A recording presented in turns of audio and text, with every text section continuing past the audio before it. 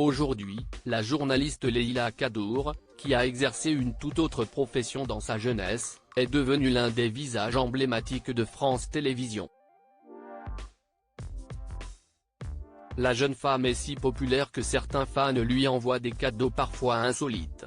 Néanmoins, Leïla Kadour n'est pas célibataire. Depuis des années, elle partage la vie d'un chanteur de rock, une idylle qu'elle avait révélée après avoir été photographiée avec Pierre Guénard dans les tribunes de Roland-Garros en 2018. Aujourd'hui, les deux tourtereaux, devenus parents d'une petite fille en 2020, filent toujours le parfait amour. Dans une story Instagram publiée le samedi 6 avril, Leïla Kadour a fait part de la fierté qu'elle éprouve pour le chanteur de radio Elvis.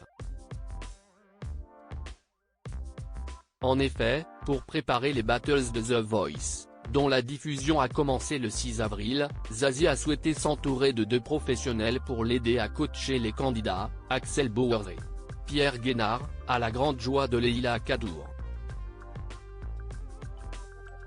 Pendant la diffusion de l'émission, la journaliste, qui a fêté ses 43 ans en juin dernier, s'est emparée de son compte Instagram pour dire tout le bien qu'elle pense de son cher et tendre. Pour ceux qui ce soir découvrent Pierre Guénard dans The Voice, je vous invite à le suivre sur Insta, et surtout à écouter son album solo et à lire son roman Zéro Gloire. L'occasion pour la grande amie de Nagui de confier que son compagnon est super sympa et qu'il a un talent de dingue. Supérieur à Florence Foresti, Meghan Markle, Leïla Kadour. Elles sont plus âgées que leurs compagnons, et alors ? Pierre Guénard, de la morgue à la scène, le compagnon de Leïla Kadour a percé dans la musique à force d'obstination.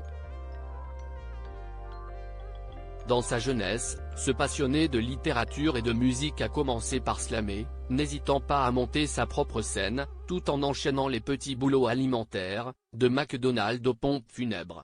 Remarqué par Grand Corps Malade, il a fait les premières parties de certains de ses concerts, avant de venir tenter sa chance à Paris.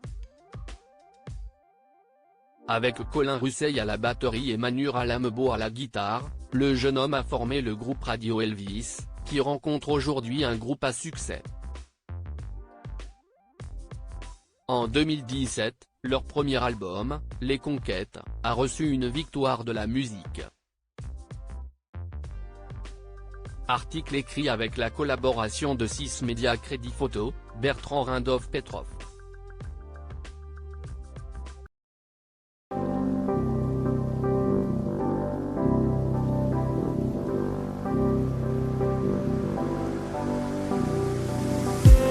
I just need